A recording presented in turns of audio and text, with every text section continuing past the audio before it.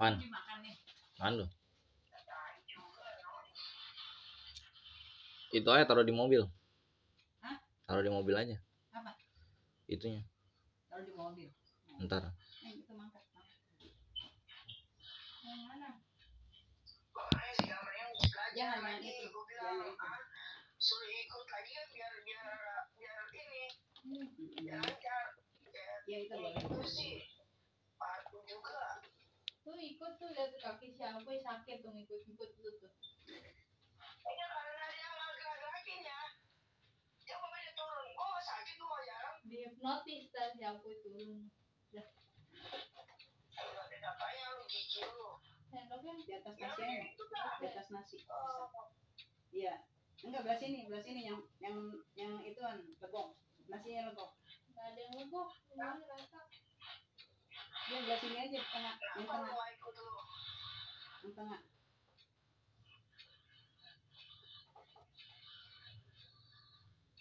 Kayak kemarin bergongo. Ah, suruh nungguin sini nggak mau lu. Kopi yang kelihatannya nggak nyambung, tapi ini Tahu ada orang tuh mau pergi ini. kita tahu Kemana? tujuan sukses nanti Itu si Mimin nggak pegang kartu BCA lu jadi gimana yuk? kemunculan jamur di musim hujan sekarang ada gitu. Kemarin juga adalah Terus aja boleh cari. kopi Aduh. Kan udah nggak dipakai juga itu ATM-nya. Nggak dipakai. Iyalah. Udah tutup. Dah cukup. besar nomor 4 ini atau nomor 4 ini ternyata yang kita ekspor itu kebanyakan hanyalah biji kopi mentah, green beans. Ya, sedikit sekali yang berhasil mengekspor roasted beans, beans yang sudah diolah, yang sudah disangrai. Apa benarnya? Nah, kita akan bahas ini bersama dengan gue, Mas Devi, sudah adalah founder dan Mas Devi adalah bean specialist dari perusahaan sama juga. Ayo udah. Itu jalankan. Semut. Enggak bersih semut doang. Siapanya? Hasil kopi yang sudah diolah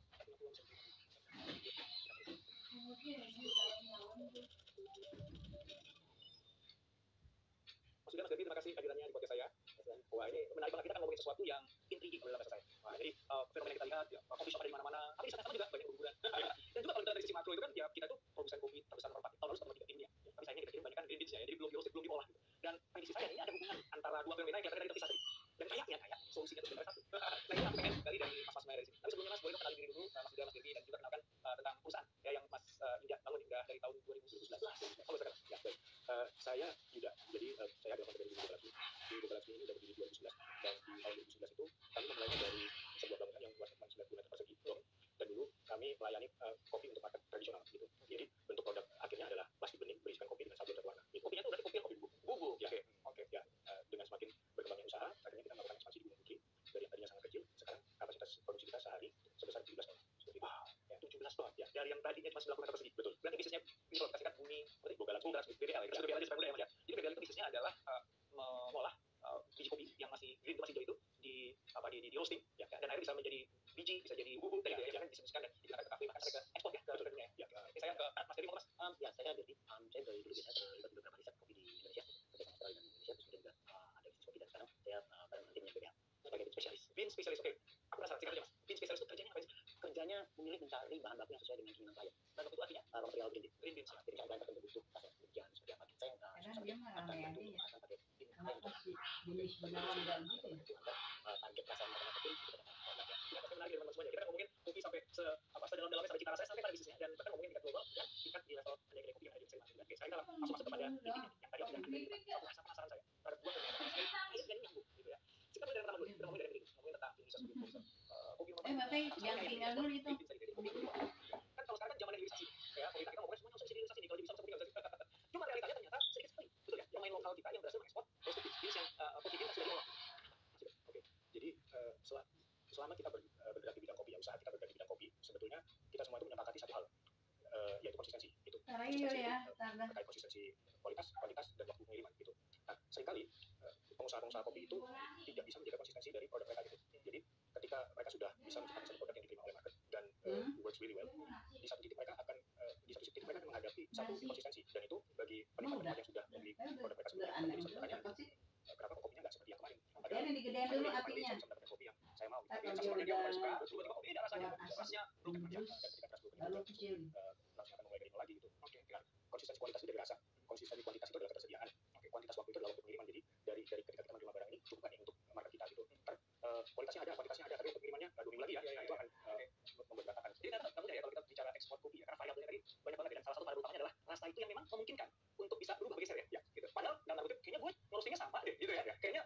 izinnya sama deh gitu ya. Terus kok bisa jadi beda gitu? Nah, aku nanya ke Mas Devi yang ahlinya nih, apa Mas yang bisa membuat kemudian kopi yang udah diolah dan diekspor itu tiba-tiba kok berubah rasanya? Oh, banyak ya faktornya. Faktor lingkungan area tanah, terus kemudian cuaca. Dan yang paling penting yang sangat mempengaruhi rasa itu adalah pasca panen. Nah, kalau pasca panen itu tidak punya satu standar operation yang rigid, yang ketat, yang pasti itu terjadi inkonsistensi kualitas tadi. Makanya bagian yang paling penting dari menjaga konsistensi itu adalah gimana caranya si pasca panen ini bisa selalu sesuai dengan SOP yang dibikin. Kalau salah dikit gitu ya, misalnya hujan, dijemur lagi, terus atau cucian dengan si bebek moldy atau bebek itu harus beda sekali rasanya gitu ya.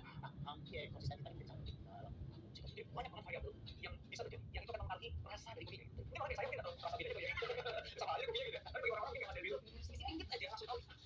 Gitu ya. Oke. Dan inilah yang membuat kenapa para eksportir kopi kita jadi kesulitan untuk bisa dapetin pembeli dari global. Karena itu tadi, karena kita tidak membuat untuk jagain standar itu. Karena itu sebenarnya pasti mereka mereka tadi juga selain membuat besar besar. Yang bisa mungkin lagi bisa tapi kan waktu itu kan harus sebagai pas oke. Kembali ke BBL. BBL sendiri kan sudah membuktikan diri bahwa mampu untuk bisa mengekspor roasted beans ke di share siapa sih yang beli itu ada saya di mana sih yang beli gitu ya.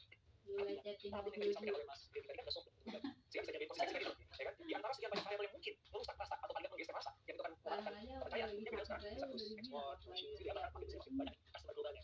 Apa sih rahasianya ada di standarisasi sebetulnya dok? Gitu dong, kalau gitu nih. Standarisasi itu pasti standar. Awan. 300.000 ya? Hah? Itu lecet gitu.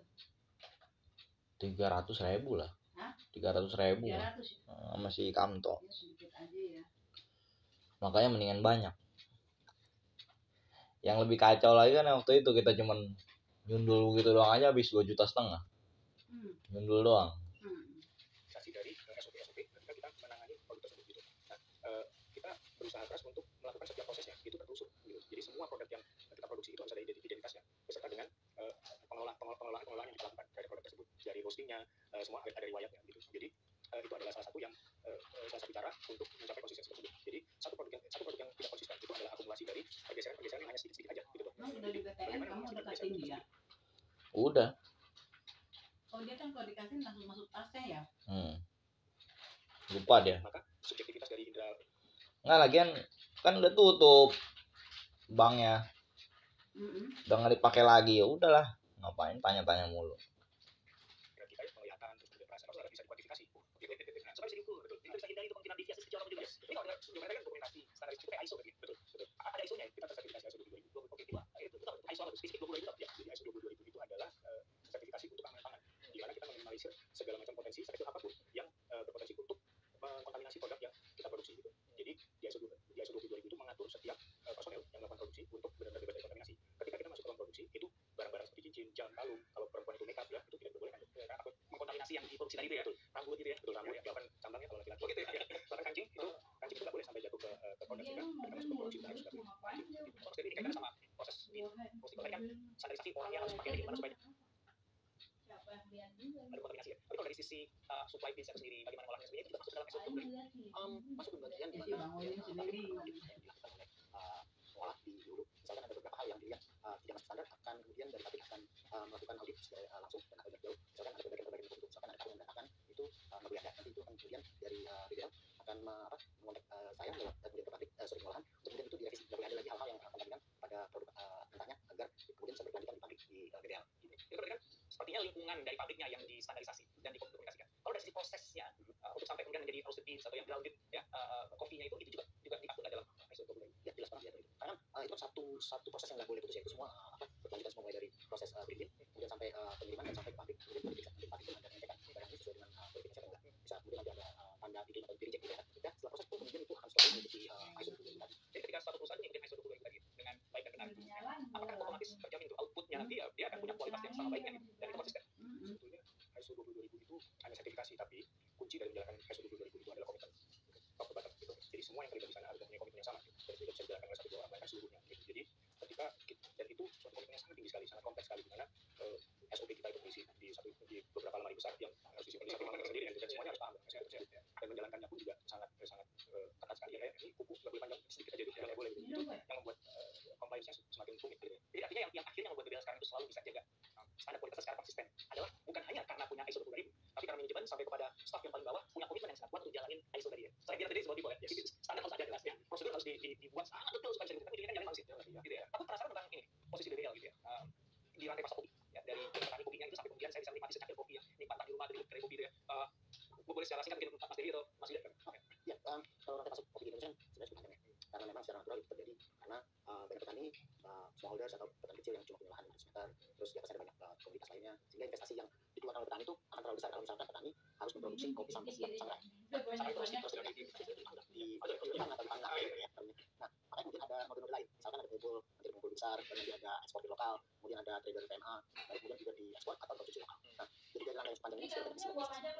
Nah, itu bisa ada di posisi yang saat ini sebenarnya ada di sebagai penyelenggara green beans dan juga bisa jual green beans juga. Jadi ngambil dari petani maksudnya jual bisa dipakai sendiri dan atau bisa untuk dijual. Kemudian ada di sisi pabrik dan atau roastery. Nah, tapi roasterynya skalanya yang pakai besar. Artinya dari sini pun juga BDL bisa menyuplai UMKM atau bisnis skala sedang dan juga skala yang besar. Jadi itu posisi BDL di rantai pasar. Jadi ada petani, kemudian petani itu kan menghasilkan biji kopi mentah itu ya, green beans sebenarnya ya. Bisa dibilangnya gabah. Oke, sudah kalau tadi itu gambarnya ya, kira-kira harus ada yang bukan gambar jadi beras gitu. Itu proses itu sebenarnya atau sangrai tadi. Bukan. Jadi dari buah kopi kemudian dikupas, kemudian dicuci, jemur, kemudian gabah basah atau gabah kering. Nah, itu kemudian diolah lagi dengan mesin lain lagi. Jadi rangkaian panjang. Karena dari buah sampai ke green beans siap pakai itu bisa sampai 3 minggu. Kan berarti BBL ini ngambil itu udah jadi green bean, udah green bean, jadi udah dikupas dan sebagainya, diolah, disangrai tadi ya, sampai akhirnya menjadi roasted beans gitu. Bahkan ada yang udah ground ya, udah ada bubuk ya, udah ada bubuk di kopi apa sudah, ground kopi. Dan kemudian ini yang kemudian dijual ke kedai kopi. Kedai kopi, ya kedai kopi dan perhotelan bahkan salah satu klien kita itu dia PMA ya, dia itu pabrik aset gitu. Pabrik aset yang memproduksi pengangkutan, perizinan makanan dan lain-lain gitu. Jadi nggak hanya untuk minuman kopi saja ternyata ya. Diversifikasinya memang seluas itu gitu. Oke, makanya tadi maklun dari sebelum jauh dari maklun ya. Yang maklun itu terserah gitu. Yang penting kan barangnya kopi atau apa? Anaknya kopi. Dia bisa jadi minuman, bisa jadi essence untuk ruangan, bisa jadi makanan. Dulu ada makanan kopi tadi. Ada. Biskuit kopi. Oh, menarik ya. Ya, oke. So, memang biskuit BBL mainnya di situ kembali menjadi maklun tadi. Ya, betul. Kayaknya aku udah dapat. Tadi kan aku punya dugaan dari awal teman-teman ya, bahwa ini kopi banyak kopi dari kopi banyak berbagai mana. Tapi kok kemudian banyak yang hubungannya juga sih. Akhirnya aku menganggap benang-benangnya. Teman-teman kayaknya juga mulai di mana benang-benangnya ya, hubungannya antara susahnya mengekspor ke luar negeri ya, karena nggak konsisten dari kualitasnya dengan kenapa kok banyak kopi shop yang hubungannya juga. Nah, itu saya sebut belakangan aja. Saya sebut dari situ. Mas aku masih penasaran dengan BBL ini ya. Tadi disebut 90 meter persegi mulainya. Berarti mulai pertama kali itu bisnisnya roastery ya. Berarti 90 meter persegi itu mesin ya. Mesin cara itu. Ya, ketika awal mulai dulu sangat jauh berbeda dengan sekarang ya. Jadi dulu itu satu ruangan itu ada mesin, ada bahan baku, ada bahan kemas, jadi satu ruangan. Dan masuk saya dari situ ya. Tadi mudah-mudahan jadi inspirasi bagi teman-teman semuanya ya. Bagaimana 2011 mulai dengan 90 meter persegi dinaikkan. Itu berarti berapa tahun ya? 12 tahun ya. 12 tahun. Oke, ini harus cerita nih. Cepat aja tapi ya waktu kita pendek. Sekarang sebenarnya pengen bahas. Tapi penasaran nih, kayaknya teman-teman juga pengen tahu gimana ceritanya dari 90 meter persegi bisa jadi naik. Dari tadinya cuma mensuplai lokal, market tradisional. Sekarang market luar negeri. By the way, boleh itu klien globalnya siapa sekarang? Kita ada NDA kebetulan. Dia percaya lah ya. Itu global. Artinya perusahaan itu bukan Indonesia global. Ya, negara itu PMA. Semua Indonesia akan harus tahu. Ya, ini bukti sebenarnya bukan kecil lah ya. Dia sudah akan NDA. Kalau balik lagi pertanyaan tadi, mana ceritanya 90 meter persegi jadi naik? Sebenarnya semua itu kalau saya boleh meminjam istilahnya itu istiqomah ya, ketekunan gitu. Explicit misalnya, tapi emang waktu awal dulu saya beli atau mempelajari bisnis kopi ini, salah satu supplier mesin saya cuma titip satu hal sama saya, yaitu bisnis kopi itu nafasnya harus panjang, dalam arti semangatnya harus panjang. Karena industri kopi ini adalah industri yang sangat kompleks gitu. Preferensi rasa dari satu daerah ke daerah lain itu juga berbeda, walaupun marketnya sangat besar gitu. Jadi sebetulnya di industri kopi itu nggak ada yang rebutan market, karena preferensinya segitu luas gitu. Nah, karena segitu luas sehingga kita pun juga harus tekun melihat tren kopi itu seperti apa gitu. Dimana tantangan-tantangannya itu juga sangat luar biasa. Nah, waktu itu kami mempelajari market sekitar ya, kemudian dengan semakin berkembangnya usaha kami, akhirnya kemampuan roasting kami juga semakin meningkat, sehingga kami akhirnya bisa memproduksi kopi dalam kemasan saset. Lalu kemudian di 2019 kapasitasnya tidak cukup, akhirnya kita harus ekspansi ke Jabodetabek ya, di Gunung Putih, dan akhirnya dari situ wawasan atau awal kita justru semakin bertambah gitu. Nah, itu sebenarnya hikmah dari COVID itu. Oh gimana? Ya karena di akhir Februari 2020 setelah semua bangunan dan mesin sudah terpasang, dan waktu itu rencananya pengen jualan langsung end product ya, yes, kopi bubuk ya, kopi bubuk, kopi timuan itu gitu ya. Ya betul. Tapi terus gara-gara COVID malah marketnya nggak jalan ya, pabrik baru jadi, listrik sama gas yang kita ajukan untuk digasin masuk di 28 Februari 2020, minggu kedua Maret 2020 karena COVID. Jadi sepanjang 2020 kita harus bermanuver untuk sustain, untuk bertahan ya, survive. Tapi dari situ akhirnya kita bisa memperluas cakrawala kita, akhirnya ketemu dengan bisnis model yang seperti sekarang. Ya, jadi maklum dari itu ya. Jadi di tengah mainnya, jadi tidak main di ujung, nggak main ke end user langsung. Soalnya hikmah teman-teman pengusaha itu, mau dikasih kerjaan apapun juga masuk COVID, kalau dasar pengusaha emang ketemu aja jalannya, gitu ya. Karena istiqomahnya tadi itu ya, luar biasa. Aku prefer sedikit ya. Jadi kalau tadi supply chain-nya ada petani yang memproduksi kopi, gitu ya. Dia menanam kopi sampai jadi kopinya dan kupas dan sebagainya. Ada roastery yang ada di tengah, yang mengolah biji kopi mentah tadi itu menjadi kopi yang siap untuk di apa istilahnya, dikonsumsi maksudnya. Dan di ujung sana adalah yang mengolah kopi siap konsumsi tadi menjadi kopi beneran yang bisa dinikmati.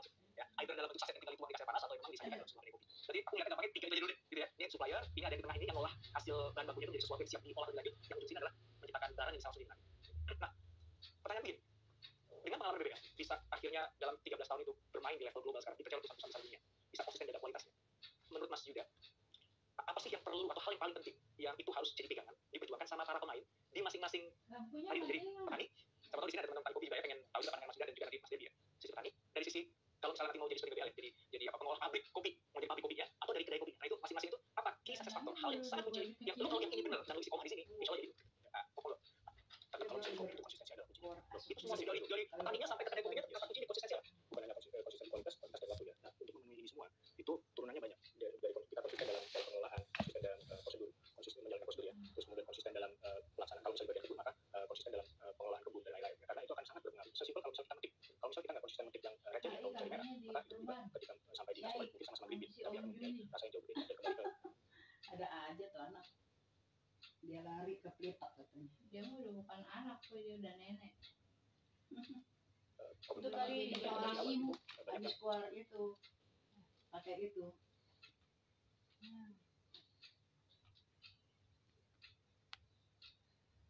sekalinya cocok dalam tempo waktu tertentu ternyata berubah.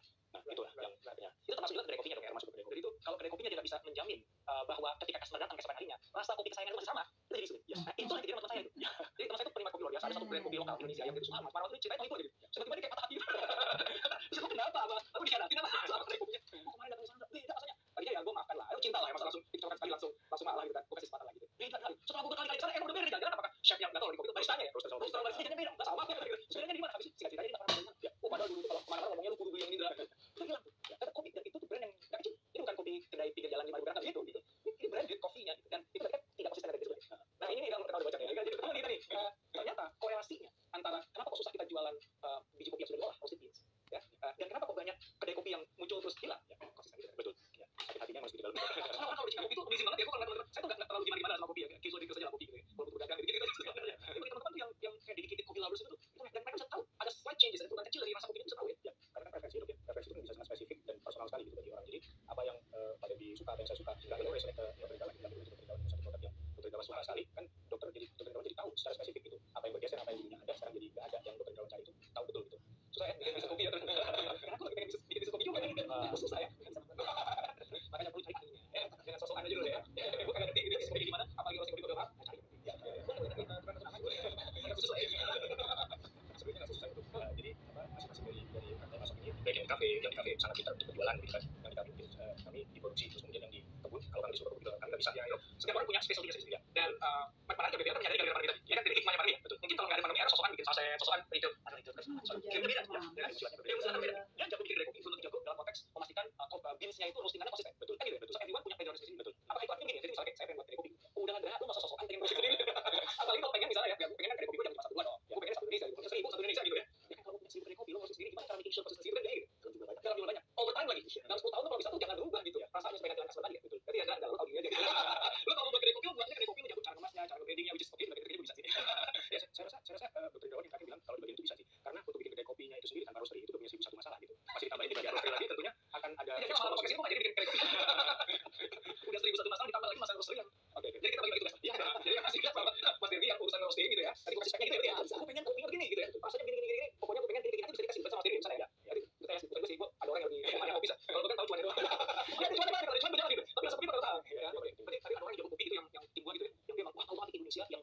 inspire ini kopi yang bakal lakuin gini rasanya gitu ya kalau Mas Devi gitu kan gue maunya begini Mas Devi Mas Devi mau itu kan apa sebenarnya dia spesialis Mas Devi mau lah terus gini lu gimana enggak oke gue gitu ya sampai tanya kayak gini gue mau kayak gini jangan berubah sampai satu otak ya misalnya gitu ya habis itu urusan Mas Devi gimana caranya pokoknya itu kudu kejadian berarti bukan cuma rasanya nggak berubah supply-nya juga ya harus stabil kan misalnya tiba-tiba gue dari tiga kedai kopi terus di pasar gitu kan oh 100.000 gitu misalnya aman tuh aman banget karena kita punya fasilitasnya ya dari mesinnya manusianya bahan bakunya gitu jadi gue nggak jangan dipusingin urusan ngerusting terus dia gitu gue jadi tinggal olah aja untuk jadi bahan yang siap nikmati terus sama kayak teman-teman jangan pusing juga urusan nanam biji kopinya gitu bagi-bagi terus aja gitu bagi-bagi terus gitu ya rezeki itu mas banyak kok ya nggak usah dimakan semuanya gitu ya waktu untuk masuk di bisnis ini tepat sih karena memang sekarang lagi berkembang sekali dibandingkan waktu saya 2011 dulu itu sangat berbeda dulu kita untuk cari panelis buat market riset itu aja susah sekali mengerucut ke demografi 45 tahun laki-laki dan rokok tapi setelah lewat dari 2017 sudah lagi sekarang laki-laki perempuan ya malah yang rokok lebih sedikit kalau di coffee shop saya kerjaan ya karena saya rokok mungkin agak bias masa penasaran dengan case study itu kan ternyata biji kopi bukan cuma sekedar untuk minuman ya kan bisa juga untuk harum ruangan gue tanya Mas Devi beda nggak tuh mas maksudnya apakah itu jadi kalau gue kopi gue jadikan minuman cara roastingnya beda dengan kopi kalau gue jadikan harum ruangan gitu itu atau ada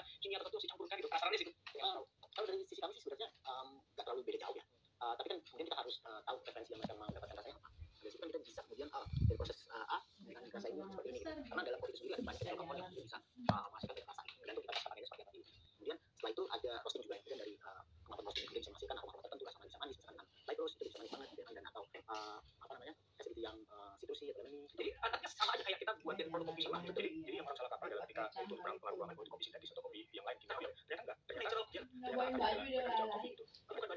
yang waktu yang justru ada bagusnya di mana ketika mereka bisa bikin base yang essence itu, dia akan memangkas banyak sekali waktu operasional gitu. Jadi dari yang tadinya kalau misalnya bikin es kopi susu harus bikin espresso dulu, dengan adanya essence ini kita beralih dari pengaturan ke essence dulu, jadi bisa menjadi produk espresso yang mudah dilakukan. Jadi tinggal dimasukkan dan itu memangkas sangat banyak sekali waktu operasional di kedai gitu. Dan bisa jadi betul belum lagi nanti perisa biskuit dan lain-lain seperti itu.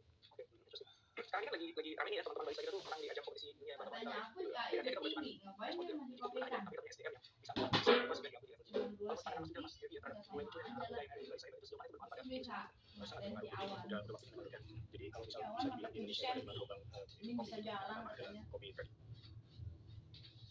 Ya. Yang kedua ada yang pertama itu adalah kopi yang memproduksi dengan menggoreng itu ya. Yang kedua dengan mesin sederhana seperti molekular mesin itu. Kemudian yang ketiga dengan mesin tradisional dengan menghasilkan kopi dalam kemasan. Kemudian yang keempat itu lomba kita kenalkan kopi specialty yang dimana teman-teman sudah mengenal beberapa macam lomba. Dan yang kelima adalah peningkatan profesionalisme dengan adanya masih anak gede. itu yang membuat Siapa juga yang melihat orang sebelum pada tua. 2017 itu. Hiburan pakai juga lagi jadinya. Tapi setelah rekor pentingnya itu jadi sangat mudah. Jadi kembali ke beberapa tadi nanya seberapa berpengaruh, sangat berpengaruh. Jadi setiap gelombang tersebut berkontribusi sangat baik sekali di industri kopi Indonesia ini. Konsumerisme dalam negeri kita jadi meningkat sangat tinggi sekali, sangat besar sekali. Gitu. Kurang lebih dampaknya seperti yang bisa merasakan ya. Walaupun berbeda market, tapi kembali ke kita juga industri kopi Indonesia secara keseluruhan seperti itu. Dampaknya seperti itu. Ya, aku punya pertanyaan lagi, tapi sebelumnya aku penasaran sama Mas Dery dulu. Pertanyaan Mas Dery gimana? Ya bagus banget. Artinya Indonesia mulai dikenal di Bentar lagi deh. selain Itu belum full. kemudian meningkat Bentar dengan lagi. adanya barista-barista yang punya kemampuan di level internasional sebagai juara gitu. Artinya mereka kemudian bisa melakukan dalam hal produk dan mereka bisa bekerja sama-sama karena dulu. Nah, artinya mereka sudah sangat paham jalur produk yang bagus seperti apa gitu. Dan artinya kemudian harapannya adalah meningkatkan penjualan kopi. Ya kalau mungkin namanya perspektif ya. Jadi kalau aku melihatnya itu mungkin karena dalam konteks aku harus kopinya. Berarti kopi itu nggak kalah dibanding kopi branded dari luar negeri gitu kan. Dan kan selain itu dah merasa ya. Jadi kalau anak-anak udah sekarang itu kok preferensinya justru ke kopi lokal. Kalau dulu kan kopi lokal kayaknya ya nggak keren lah. Kita keren tuh kopi yang itu kita tahu lah brand-brandnya. Kalau kopi sekarang tuh kayaknya gimana gitu ya. Sekarang udah gitu ya. Dan barista-barista itu pakai kasih stempel bahwa lo kalau minum kopi ini logonya lokal itu keren bro. Gitu. Itu kayak kasih stempel gitu. Dan artinya kehadiran mereka itu menguntungkan produsen kedai-kedai kopi lokal Indonesia. Betul. Dulu itu loh. Orang kopi itu terkesan banyak karena terminologi kopi itu cuma sekedar biji aja gitu. Yuk kita ngopi. Kalau udah di kopi shop biasanya macam ice tea gitu. Jadi cuma dibikin terminologinya aja. Kalau sekarang kopi itu kita ngopi. Jadi sebegitu besarnya dampak dari setiap gelombang yang terjadi di Indonesia. Dan kalau dari saya itu membawa perasaan juga. Oh ya, kopi Indonesia itu ternyata terkenal di dunia gitu. Jadi penasaran setiap kali kedai kopi kemarin itu dia gitu. Karena ya kalau saya kalau main kopi itu kopi apa? Ini kan kopi gitu. Memang enggak gitu ya. Nah, jadi mereka tuh tanpa mereka sadari mungkin masyarakat Indonesia. Ya tentang kopi quality itu kayak gimana sih gitu ya. Dan kopi Indonesia begitu kaya cita rasanya sehingga anak-anak muda pengen eksplor lebih lanjut tentang kopi yang beraneka ragam. Betul. Dan ini yang kita dorong tumbuhnya industri kopi ini gitu ya. Di kedai-kedai kopi dari kecil dari rumah, depan rumahnya buat kedai kecil karena saya punya teman itu yang di rumahnya itu dia roasting sendiri, dia buat sendiri. Ada brandnya gitu. Ya, yang baik itu teman-teman dia doang. Karena kopi dia dari bisnis nih teman saya. Dan dia punya peran gini, ini kopi kan kedai saya. Jadi saya akan serve kamu apapun yang saya suka. Pada saat dimanapun saya mau. Jadi kalau kita main kedai kopi dia berharap ditawarin. Dan berharap dia bikin kopi yang kamu ada kamu. Emang dasarnya dia kopi sudah tapi aku lihat itu kan berarti kita suka eksperimen. Kopi itu tidak lagi menjadi barang komoditi yang kayak apa ya yang cuma sekedar untuk butuh kafein untuk gitu kan. Jadi itu menjadi sosial. Itu kan jadi sesuatu yang bisa menggerakkan kita jadi dan itu bisa jadi barang kulit kan orang kopi ngulik gitu ya. Dia tidak jadi di situ. Dan kita akhirnya membuat cerita tentang kopi ini begitu kaya gitu. Betul. Karena Indonesia harus bangga ya bahwa cara kita menyeduh kopi itu sangat banyak. Tidak seperti negara-negara luar yang dimana cara mengolahnya itu hanya kopi campur air campur air. Kita punya cara menyeduh kopi itu beraneka ragam di Indonesia. Why not kita explore lebih dalam gitu. Kita embrace gitu budaya ngopinya kita gitu. Dan itulah yang tadi saya bilang kompleksitas dalam kompleksitasnya itu banyak dalam bekerja di bidang kopi tadi gitu. Nah, yang dokter tadi bilang ngopinya apa yang saya suka gitu kan. Saya tahu itu ketika awal-awal dulu di bidang kopi saya bermati-mati jual apa yang mereka suka, apa yang kamu suka. Jadi will research tapi jual apa yang kita suka itu juga nggak salah gitu. Karena ada beberapa orang dengan selera yang bagus menjualnya juga akan works really well gitu. Jadi saya rasa yang paling penting dari berbisnis kopi itu adalah kita menentukan identitas dari produk itu seperti apa gitu. Dan identitas market yang mengkonsumsi produk kita itu bagaimana. Itu yang paling penting. Nah, berkaitan dengan itu tadi Mas Yuda juga sempat menyebutkan bahwa kita tuh kaya akan varian kopi. Sehingga market itu sebenarnya there is always a market for every coffee shop ya. Untuk setiap coffee shop yang buka itu akan selalu ada marketnya. Ya, karena kan variasinya begitu banyak dan orang sukanya berbeda-beda. Itu bisa jadi poin plus, bisa jadi poin minus ya. Plusnya artinya peluangnya banyak lah ya. Lo mau buat luar ya. Itu buat kopi yang mana nih?